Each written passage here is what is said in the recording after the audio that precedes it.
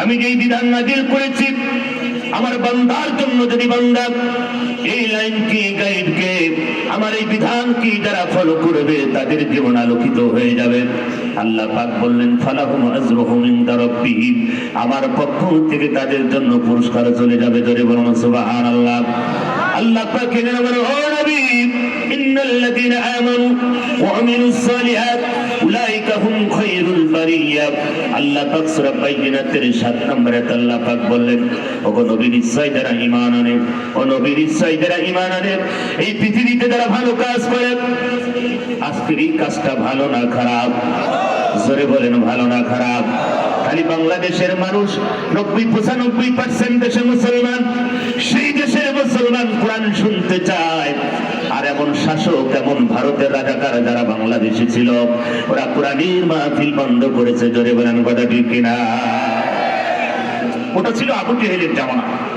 আবু জেহেল ওই সময় কোরআন বন্ধ করতেছে। আবু জেহেলের জামানায় একজন নেতা ছিল নাম আছে ইবনে কিতাল।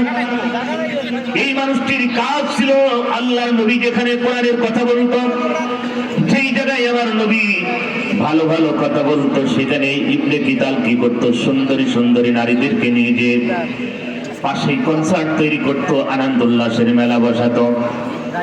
আমার ভাইয়েরা, এই মেলা আপনাদের দিনাজপুরের জেলায় হচ্ছে। আমরা আসার সময় দেখলাম, পাশ দিয়ে আসতেছি ভাইয়ের আমার, শুনছি নাকি একদিন 1 মাস ব্যাপী নাকি ওখানে বিশাল মাহফিল হবে। হ্যাঁ, এখানে মুসলমানের ছেলেরাই বেশি যায়, এখানে মুসলমানের ছেলেরাই বেশি যায়। কিসের মুসলমান? আল্লাহর নবী বলেন আল মারউ মা মান আহাব্বাহু মুতাফাক্কুন আলাইহি, এই পৃথিবীতে যার সাথে যার সম্পর্ক হবে তার সাথে তার হাসর নাসর হয়ে যাবে।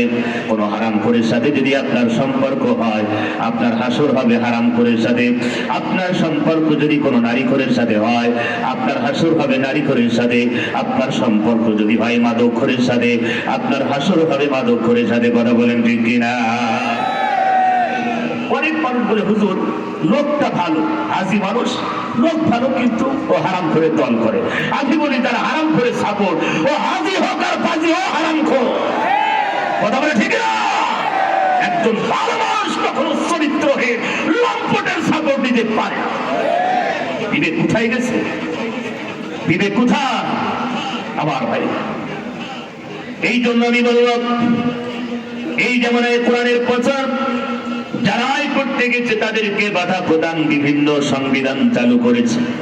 ওই জামানায় ইবনে কিতাল ছিল। এটা আল্লাহর নবীকে এত কষ্ট দিয়েছিলেন। ভাইয়ের আমার, রাসূল আমার এত কষ্ট পেয়েছে। আল্লাহর নবী মক্কা বিজয় হয়ে গেল, রাসূল আমার মক্কা বিজয় করলেন।